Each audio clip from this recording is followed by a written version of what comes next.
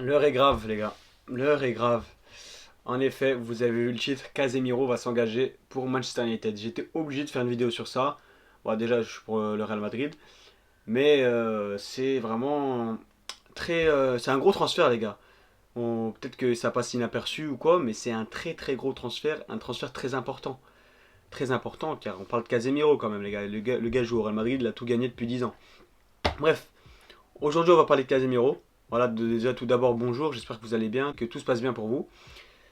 Aujourd'hui, on va parler de Casemiro. J'ai décidé de faire une vidéo comme ça, un peu dans non préparée, pas de script, pas de je sais pas quoi. Je vais te parler clairement de Casemiro, du Real Madrid et du Manchester United et de dire qui sort gagnant en fait, qui sort gagnant de ce transfert, de dire mon avis là-dessus, en étant le plus objectif possible, bien sûr, même si je suis pour Madrid, il faut que je sois objectif.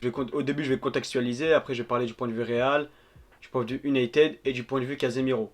Voilà, peut-être je vais faire quelques nuances, des paraphrases par-ci par-là, mais je vais essayer d'être le plus clair possible. Le contexte, c'est que le Real sort d'une saison où il gagne 4 titres, il vient d'en gagner un récemment, du coup je compte le quatrième. Voilà, on prend la Liga, la Super Coupe d'Espagne, la Ligue des Champions bien sûr, et la Super Coupe d'Europe. Voilà, le Real a gagné ses 4 titres avec son milieu, enfin ses milieux, son trio de dinosaures, Kroos, Casemiro, Modric. Voilà, le trio qu'on dit chaque année vieillissant, mais qui cette année a quand même pris 4 titres. Ça sort de 4 titres où tes milieux ont vraiment bien performé, à part Kroos en demi-teinte, même s'il y a des bonnes performances par-ci par-là. Même Casemiro, bon, en Liga c'est toujours en demi-teinte comme à l'image du Real Madrid, mais à part Modric qui a surperformé partout.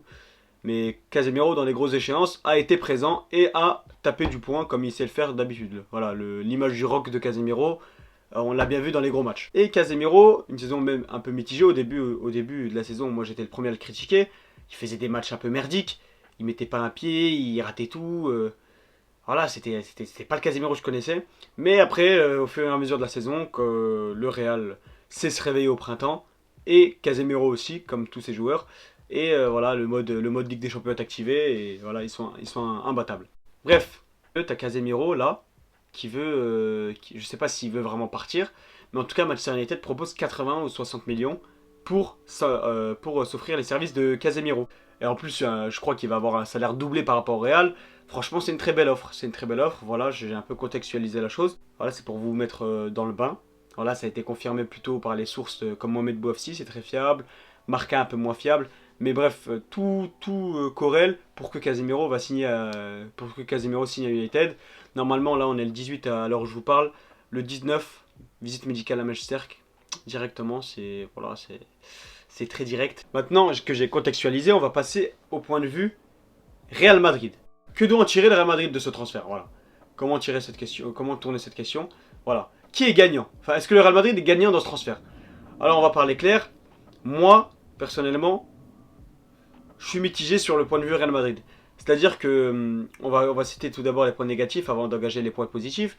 Les points négatifs, c'est que tu perds limite. Bon, on va dire que Courtois et Benzema sont intouchables, mais pour moi, juste derrière, c'est pas Modric, c'est pas Alaba, c'est pas je sais pas qui. Pour moi, l'élément le plus indispensable du Real, après c'est les deux monstres Courtois et Benzema, c'est Casemiro. Je m'explique. Car Casemiro, les gars, c'est l'homme de l'ombre du Real Madrid. C'est lui qui tient le milieu de terrain du Real Madrid. On se rend pas compte car on a beau loger on a beau faire des éloges sur Toni Kroos, sa qualité de passe, ses passes réussies, son calme, sa manière de gérer les temps forts, les temps faibles et tout, d'accélérer le jeu, Modric, ses portées de balles, ses passes extraordinaires, son apport offensif. Mais on parle très peu de Casemiro. Casemiro, il a un profil unique en son genre depuis qu'il est au Real Madrid. Je rappelle que Casemiro, il vient de Porto, plutôt de Sao Paulo. Au Sao Paulo, il jouait défenseur central, puis à Porto, il jouait plutôt 8 relayeurs. C'était un milieu qui aimait bien se projeter. Sauf qu'au Real Madrid, dès qu'il est venu, sous Ancelotti, Benitez puis Zidane, c'est devenu un joueur atypique. C'est-à-dire que Casemiro, c'est devenu un rock, un 6, une sentinelle devant la défense, qui ratisse tous les ballons, qui est dur sur l'homme, qui est limite un cinquième défenseur. Et Casemiro, je suis désolé, hein, mais dans le marché des transferts ou dans le monde actuel, il n'y a pas un joueur qui est l'égal de Casemiro dans le profil ou quoi. Il n'y a pas de Kanté, il n'y a pas de Milinkovic-Savic, il n'y a pas de Renato Sanchez, de Verratti, je sais pas quoi. Casemiro, il est unique en son genre, vous pouvez même pas trouver un égal de Casemiro. Voilà, ça, je pense être clair là-dessus. Et voilà, je reviens à mes propos, il est indispensable au Real, car il y a un Real sans Casemiro et un Real avec Casemiro. Pour exemple, j'ai les rencontres de Ligue des Champions. Voilà, faut se baser sur des grosses échéances. Quoi de mieux qu'à la Ligue des Champions? Voilà, il y a des matchs sans Casemiro, tu vois très bien l'aller. L'aller contre Manchester City en demi-finale, où t'en prends 4, où ta défense est calamiteuse, tu prends des contres, il n'y a personne au milieu, c'est n'importe quoi. Tu dois en prendre 8, 6 de but. Tu sens qu'il y a un manque au milieu. Tu sens que tu peux pas laisser Modric, Kroos, Camavinga ou Modric, Kroos, Valverde. Il faut que ce Casemiro qui te tient cette défense et ce milieu, qui te pousse ses ennemis, qui te tacle, qui te fait les fautes intelligentes, qui te mange ce carton, qui te pourrit cet attaquant, qui t'aide les 4 autres défenseurs. Il faut ce joueur. Et tu l'as remarqué à l'aller contre City et au retour quand il est là. Ok, au retour, City a enlevé le pied, a levé le pied vu qu'ils avaient un but d'avance, tout ça. Mais tu remarques qu'au retour, il y a une différence avec Casemiro. Casemiro, il était là, il ratissait tous les ballons. Enfin, je ne vais pas vous expliquer ce que fait Casemiro, vous savez très bien.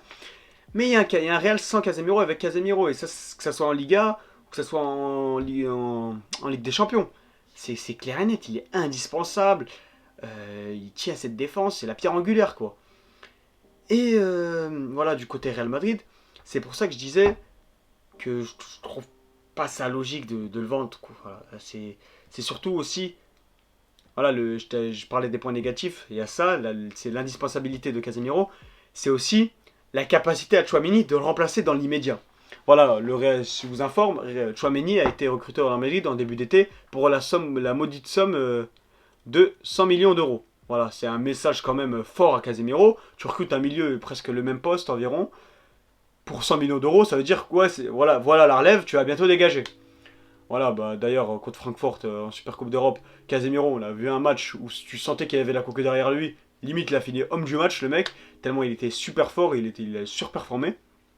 Bref, je parlais de Tchouaméni car je doute, même si je sais que Tchouaméni a le talent. A le talent pour s'imposer au Real Madrid. Et je suis sûr que d'ici les prochaines années, ça sera le milieu 6 du Real Madrid et qui va tout rafler. Voilà, ça c'est indéniable pour moi. Mais là, je parle dans l'immédiat, dans la saison 2022-2023. Est-ce que Tchouaméni est dans la capacité et a les épaules pour remplacer dans l'immédiat Casemiro, alors que peut-être Ancelotti a fait ses plans avec Casemiro au début de la saison, on sait pas, dans la prépa il y avait Casemiro et tout. Bref, peut-être que là dans le match contre Almeria on a vu Tchouaméni titulaire, peut-être que ça voulait trahir la rumeur mercato, je sais pas. Mais est-ce que Tchouaméni a les épaules d'être titulaire? Déjà il est un peu titulaire en équipe de France, il va sûrement l'être à la Coupe du Monde. Voilà, d'être titulaire en EDF à la Coupe du Monde, plus d'être titulaire et remplacer Casemiro dans la sentinelle du Real Madrid, sachant que Tchouaméni n'est pas forcément pour l'instant, il n'est pas forcément un vrai 6, une vraie sentinelle. Tchouaméni à Monaco, c'était plus. Bon, il récupère beaucoup de ballons, les duels, tout ça. Mais c'était plus un 8. C'était pas forcément le 6 comme Casemiro. On ne sait pas si le Real Madrid va plutôt renouveler son jeu, que Ancelotti va se renouveler tactiquement, ou que Tchouaméni va essayer de redevenir ce Casemiro. On ne sait pas. Ça, il y a une incertitude sur ce côté-là. Et voilà, j'ai dit incertitude sur Tchouaméni, car peut-être l'année prochaine, il sera prêt. Mais là, ça posait directement à la place Casemiro. Franchement, j'en doute. J'espère, hein. Moi j'espère. Hein. Bien sûr, je suis madrilène. J'espère qu'il va s'imposer et qu'il va savoir faire oublier Casemiro. Mais moi, j'en doute, car Casemiro, là, vraiment, en fin de mercato, c'est compliqué. C'est urgent, là. C'est très grave. Vous vous rendez pas compte que l'impact que ça va avoir sur la saison du Real. Parce que là, sans Casemiro, j'ai plus les mots. J'ai plus les mots, désolé. Une vidéo, comme je vous ai dit, un peu à l'arrache. Mais voilà, du côté Real Madrid, en fait, ça se comprend. Ça se comprend pas avec les points négatifs que je dis, mais ça se comprend avec, bien sûr, c'est pas tous les jours que tu vas avoir une offre de 80 millions sur ton milieu de 30 ans. Surtout sur un milieu déjà. Un milieu à 80 millions, ça se fait pas beaucoup dans le monde. Aujourd'hui, plus c'est Casemiro, bon, ce profil, c'est pas forcément le plus foot possible. Genre, c'est pas le football. Ce football ne parle pas à beaucoup de gens. C'est un mec, ouais, il conne dur sur l'homme. Il récupère des ballons et tout, homme de l'ombre. C'est pas forcément un profil qui attire. Et 80 millions sur ça, à 30 ans, bientôt 31 je crois, franchement, ça se refuse pas. Voilà, le Real a tué 100 millions sur Tchouaméni. Tu peux récupérer 80 millions en vendant ton autre milieu qui est censé être la concurrence de Tchouaméni. Ça se comprend d'accepter l'offre, les gars, ça se comprend. Je comprends totalement. Et à un moment aussi, il y a un autre point de vue optimiste, un point de vue positif, c'est qu'à un moment, les gars, faut la faire la révolution au milieu de terrain. Faut le faire, le renouvellement. On dit toujours trio dinosaure et tout. Ok, ils continuent à performer, ils ont gagné la Ligue des Champions. Mais on sait très bien qu'à un moment, la fin du trio, la fin de ce milieu va arriver. Et c'est pour quand? C'est pour quand? Parce que Modric, c'est sa dernière année de contrat. Kroos, on ne sait pas s'il va prolonger. Il se sent sur la fin, déjà qu'il a pris sa retraite internationale. Il faut vraiment. Je comprends qu'à un moment, il faut la faire, la révolution au milieu de terrain. Que ça soit brute, qu'elle soit franche, qu'elle soit nette, qu'elle soit dure à encaisser. Voilà, le Real a su vendre Cristiano alors qu'il était à son prime. Voilà, le Real sait casser. Le Real sait vendre ses joueurs. Sait se détacher de ses meilleurs éléments. Ils l'ont déjà fait à multiples reprises avec Ozil, avec Di Maria, avec Ronaldo, avec n'importe qui. Le Real saura se reconstruire par la suite, il n'y a aucun doute avec les milieux qu'il y a, Ceballos, Kamavinga, Chouameni, tout ça, on est bien lotis avec Valverde aussi.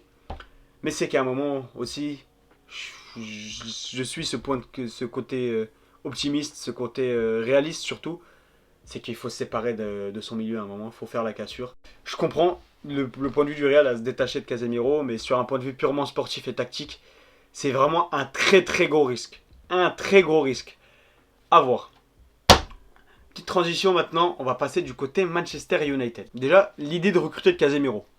En soi, elle est incroyable. Franchement, tu recrutes un gars du Real Madrid déjà. Tu recrutes toujours quelqu'un du Real Madrid, c'est toujours bon. En général, parce que c'est un bon joueur, il joue dans l'un des meilleurs clubs du monde, si ce n'est le meilleur club du monde. Une bonne cible, voilà. Une bonne cible, surtout pour Manchester United, qui est un peu dans la merde en ce moment. Et recruter Casemiro, surtout au milieu de terrain, t'as pas de profil similaire. Avec Scott McTominay, c'est plutôt un... Bon, je vais pas parler de Scott McTominay parce que sinon la vidéo va être censurée. Mais c'est une bonne cible. Le mec a tout gagné, il a l'expérience internationale, les titres, il a tout. Il a joué aux côtés des meilleurs. L'équipe tourne grâce à lui. Franchement, il y a tout pour lui réussir. En plus, c'est un championnat. C'est un championnat dans lequel on est dur sur l'homme. Tout ce qui concerne Casemiro, c'est dur sur l'homme. Mais reste à voir l'aspect déjà financier. 80 millions sur un milieu. 30 ans. Bon, après, s'ils ont les sous, tant mieux pour eux. Hein, mais moi, de mon point de vue, je trouve que c'est un panic buy. C'est-à-dire un achat dans l'urgence. Parce que United est dans la merde. Ils font des résultats pourris depuis 9 mois. Et là, ils commencent leur saison avec 2 défaites, avec un 4-0 contre Brentford. La défense est calamiteuse. Toute l'équipe est calamiteuse. Il y a le problème CR7 que je vais en parler dans une prochaine vidéo. Franchement, tout va mal à United. Et on leur reproche surtout leur mercato inexistant où ils ont juste pris Lisandro Martinez, Eriksen et Tyrell Malacia. Voilà, c'est un mercato très faible, pas à la hauteur des attentes des supporters de Manchester United. Et du coup, ils sont obligés de faire des achats en panique à 15 jours de la fin du mercato. Donc Casemiro fait partie de ces profils qu'ils recherchent. On parlait de Rabiot, d'Anthony, je sais pas quoi. Mais en tout cas, là, Casemiro, c'est du concret, vu que ça a été confirmé par les sources comme BoufFC, Marca, tout ça. Je pense que c'est du concret. Bref. United, franchement, ils ont du bon à en tirer. D'un joueur comme ça, il a l'expérience, comme je vous ai dit. Sauf que, sportivement et tactiquement parlant, je ne sais pas si ça va coller. C'est-à-dire que, sur le côté tactique, Ten Hag a fait sa prépa avec Fred, Scott McTominay, Eriksen, Bruno, tout ça. Et on sait très bien que Bruno, ça joue en pointe haute sur le jeu de Manchester United. Et United ne joue pas avec une pointe basse. Et même si United en viendrait à faire une pointe basse, il faudra faire un double pivot. Casemiro en double pivot, franchement j'en doute. Après, c'est très bien, c'est des joueurs, ils savent s'adapter, tout le monde sait s'adapter. Mais chacun a son temps d'adaptation. Casemiro en pointe basse, tout seul, épaulé par Eriksen, Bruno, ça peut faire, ça peut matcher les gars. Ça peut matcher, un profil un peu dur sur l'homme, rock, avec des bons techniciens comme Eriksen et Bruno qui charbonnent bien.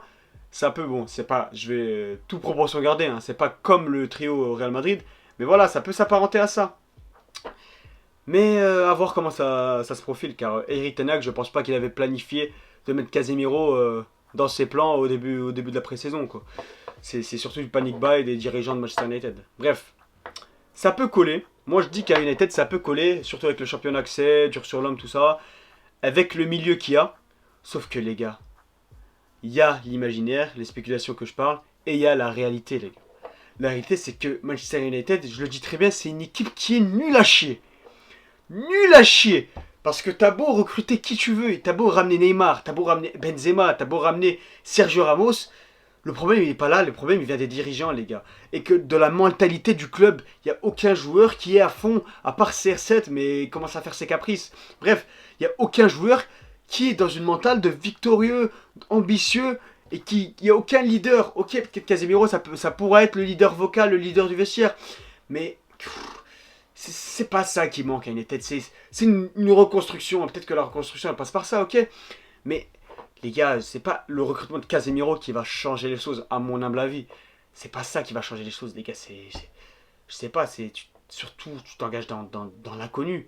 Il y a la réalité. La réalité, c'est que Manchester United est une équipe complètement merdique, avec des joueurs qui mettent pas un pied sur l'autre, qui n'ont pas envie, qui n'ont pas envie de marquer, qui n'ont pas envie de gagner. Et Casemiro, ça va juste être un caillou parmi tant d'autres dedans. Ok, au début, il y aura une hype, peut-être qu'il va faire des bons matchs, et j'espère pour lui que ça va continuer. Pardon. T'as des petites pauses fraîcheur, parce que là, je parle beaucoup. Ah. Mais les gars, ça va. Alors, je reviens. Mais les gars, c'est compliqué d'aller à United, les gars. C'est très compliqué. Hein. Dans le contexte que c'est, pour y croire.